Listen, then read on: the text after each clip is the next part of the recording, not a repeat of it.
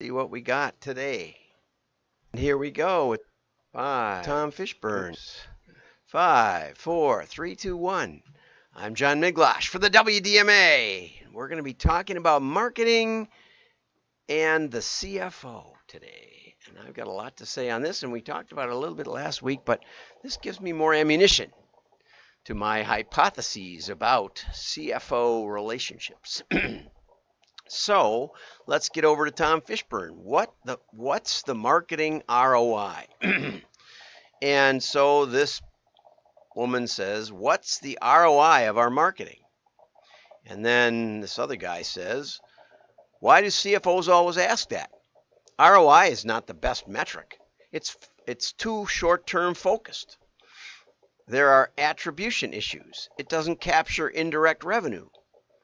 What should we look at instead? The woman asks. Random comments I find on social media. Oh, so at Cannes, I think that's how it's pronounced. I just saw a show where they went all in on how to pronounce Cannes. I thought it was Con, but it's apparently Cannes. At the Lions conference, MasterCard CMO Raja and CFO Sachin gave a joint talk on CMO-CFO relationships called Happy Tension. Okay, and that's you can get that by clicking on the link and see the video in the show notes on the WDMA.org just after the show. It's about the first thing I do, and it's in the members only, so you have to at least subscribe, which will also keep you informed of upcoming events. If we have any, we don't email unless we have an event. Excuse me, I have a sneeze coming on. There we go.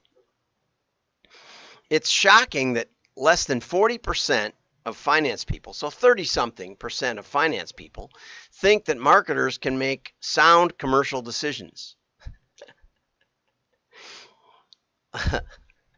But this is reciprocal. Less than 1/3 of marketers feel that finance people understand marketing and that they are making decisions based on knowledge. As a result, neither marketing guys know what the finance people do, nor finance guys think that the marketing people really know how to make proper decisions and hold themselves accountable. Now, I did an interview with Alex Safranis, and I talked about the CFO that I'd heard about from one of my best clients ever.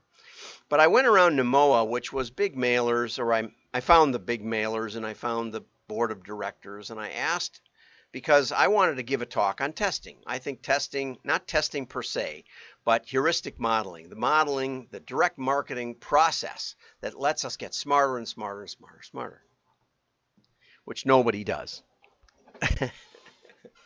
Almost nobody. I mean, the great direct marketing companies do it, but even this was one of the feedback was one of the people I talked to was the director of marketing at one of the oldest catalogs in America. And I said, "Do you test enough?" And he said, "We really don't." And I said, "Well, why not?"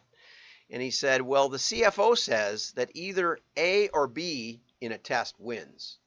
And whichever one wins, the other one has less profit and actually reduces the overall profitability of the mailing. So our profit is lower because of testing." And I said, "But how do you know which one's going to win?" And he said, "Exactly." And so overall, long term, the testing builds this reservoir of information which helps us get smarter and smarter and smarter.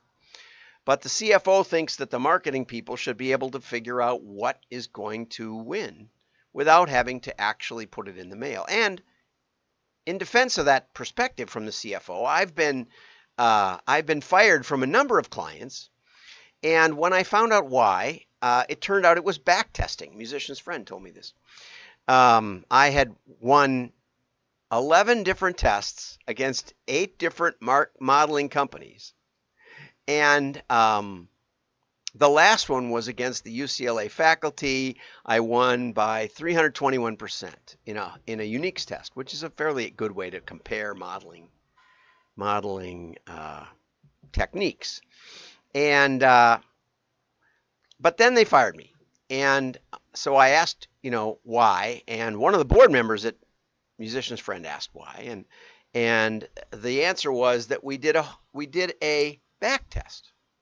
And a back test means that we take someone's hypothetical model and we compare it to what you were going to put in the mail. And the hypothetical model had more lift, more differential gain than the actual model that you submitted. Now, the problem with that is that when I start a model, there's really good gain and really a lot of nonsense. About 80% of the stuff I see in the initial model is just complete silly. It's correlations, and the more data you have, the more correlation you have. And in fact, if you had enough digits of pi and you compared it to a random string of equal number, like let's say 30 billion characters of pi, you would find long strings of exact match numbers, but they would be totally meaningless. A random number generator versus pi. No meaning at all. But you'd get, the longer the string, the better correlation you'd get. And so you could say that our hypothetical match was better than the match in the real world. Well, okay. And so I got fired for that. And a year later, another consultant called me and said, what happened at Musician's Friend? And I said, well, they had a back test. And he said, well, the results have gone to garbage. But, did they hire me back? No. And that's the problem here. The problem is, it's not just the metrics. It's not just the measurement. It's that finance doesn't understand the process and marketing doesn't want the accountability, I believe. And I've said this over and over and over. Alex said he didn't think it was the case that CFOs thought marketing people were commodities and that CFOs didn't want testing. He said in his experience, CFOs did want testing. And I've worked with a lot of CFOs. I probably, no, I can't say I've worked with as many CFOs as I have marketing people. But a lot of times it's the CFO or the CEO that brings me in and says, do my marketing people know what they're doing? And most of the time they know sort of. But a lot of times they don't have the metrics to find the incremental lift. And it's not as simple as people think because marketing may be doing lots of testing. They may test this. And I had a conversation just this past week with Joseph Katz. And he said, yeah, one of his clients, they want to test this. And then the next time they want to test that. And then the next time they want to test another thing. And that does not build a heuristic system. That just gives you information on any given day. And it's like they say in the NFL, on any given Sunday, one team can beat another. Right? That's not the question. The question is, if we do X, will Y happen? What knobs can we turn? What variables can we find that increase the incremental value of our marketing? And I would guess that most marketing people don't even know that this is possible to do. In my Lovesac case study, Patrick Santangelo, very smart, maybe the smartest client I've ever worked with, or one of them. He said, we don't think we should do the catalog anymore because why should we mail to people who already know what we sell when our biggest challenge, according to our research, is name recognition and product understanding. We would be better off informing the marketplace of what we do. And I said, Patrick, that's an excellent point. I have to agree. That makes total sense. Would you like to know if that's true? Is it worth mailing your customers? And he said, well, how could you know? And he'd come from a packaged goods company, a big name brand. And, but he didn't know about the possibilities in direct mail. And I said, well, the way we do this is we would take the people that we are planning to mail and we would carefully select some of them from the best the middle, and the worst, all the way down. First we model, then we pull them out. Otherwise, you get mostly just bad names, and it's no surprise that the mailed quantities beat the bad names. That's not a surprise. You got to have it. You got to have it. You got to build a good sample, a good homogeneous sample of the total mailing. But it's called a holdout test. And I said, what we do is we don't mail 10% of the mailing. And then we keep track of how they do in the next few months. And it's only 2 months or something like that to see the impact of the mailing. And he said, well, that sounds interesting. Let's try that. And what we found was that for every catalog dollar we spent, we got about $10 of sales, and we got about $3 of extra profit from those customers compared with the customers we didn't mail. So it was, 300% EBITDA because we took into account overhead and shipping and gross margin and gross cost of goods. And so then we kept on going with the mailing for a while, and then we learned that we could use that to test other offers. We learned that we could drive traffic to the stores. They learned, and we modeled prospect mailings, and we did a lot of things using that laboratory of mail to test the incremental benefit of the things we were doing. And it worked extremely well. And then they used the things they learned for their digital and even their retail. And the revenue per store dramatically increased, and they went from 50 million to 100 million in about 3 years, which is wonderful. Then they went public. So the tension here, and I've got 3 articles that I could talk about, but they talk about the tension, and it's kind of a quaint thing. It says we need to communicate better. I don't think that's really it. I mean, yeah, you need to listen to each other, the CFO and the CMO, but the truth is the CFO holds the purse strings. They will cut your budget if they think you're just spouting nonsense. And most of marketing jargon is nonsense, okay? If they don't think that you understand making a dollar at the end of the day, that marketing needs to increase sales. And when you say that ROI is short term, well, yes, the ROI of one individual mailing is short term. That's true. But we can measure downstream profit. We can measure the return on investment over time, which is the payback period, right? What is it? 6 months, a year, 18 months? We can compare customer segments over that time and say, well, here's the payback period. I don't think that it makes a lot of sense to talk about lifetime value with CFOs, because that's not the way they think. They think, if we're going to make an investment on our website, or we're going to make an investment in our warehouse, more likely, they say, if we can improve the productivity 20%, okay, that gives us a payback of 8 months or something. Okay, what depends on what the cost is, of course. But that's the way they talk. That's the way they want to know the answer. And it is available to marketing people if they knew what they were doing, which they generally don't.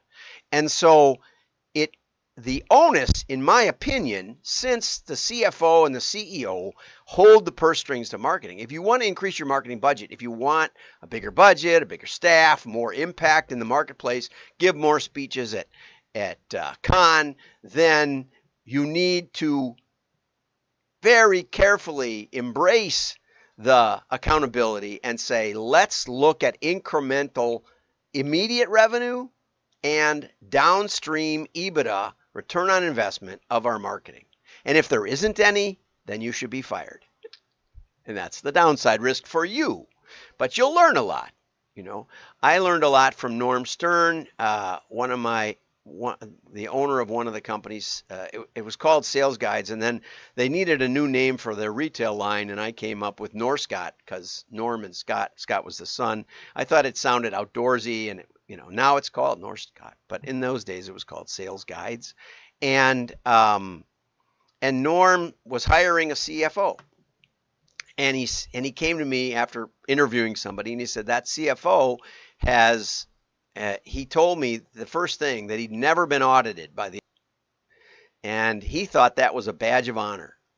But Norm said, I know that means that he's never taken any risks. He doesn't understand investment. He doesn't understand that, deductions can be disallowed, but there's not a real danger. And you should always, you should always be a little aggressive. And if they audit you well, you should have your ducks in order. He said, so I'd rather hire a CFO that has been audited a few times and knows that it's not the end of the world. It can be managed. But over the long run, it's better to, it's not the best for the company to be safe than sorry and just always overpay your taxes so that your CFO doesn't ever have to worry at night. That's just nonsense. Norm was a great guy, and I learned a lot from Norm. So in the same way, the CFO should understand return on investment. Any CFO has to, right? And if he doesn't, you go to the CEO who is getting, he has incentives, whether you know it or not, for growing the company. Almost all CFOs I've ever known have incentives for growing the company. Owners sometimes are more cautious. George Mosier said to me, he said, at this point in owning this company, risk, there's not a lot of point of risk. I'm pretty happy with the size of it. Norm said that when we doubled the size of the company. He said, well, this is, about as much as I'm comfortable managing, and that's okay. But he can also sell it. And so that and growth multiplies a corporate valuation. So if you want to sell a company, grow it for a little bit and keep it profitable, and you will make maybe 5 or 10 times more money than you would if you just sold it while it's been going flat for decades. Anyway, too much CEO talk. I'm going to end with this. Here's an article on only 1 in 5 CMO, CFO relationships are collaborative. That's for Alex.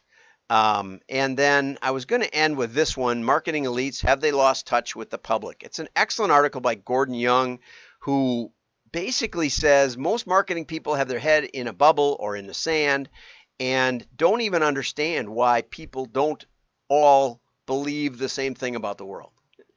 And again, it's because they believe, in general, that they can shape the world with marketing. And they don't believe that the market should tell them what they want. They believe that they can tell the market that their product is the best, that their product makes you feel great, it gives you euphoria, and therefore the market perception and the valuation should go up, which is complete nonsense. But it's an excellent article. Have a good day. Like and share. Your friends will know you're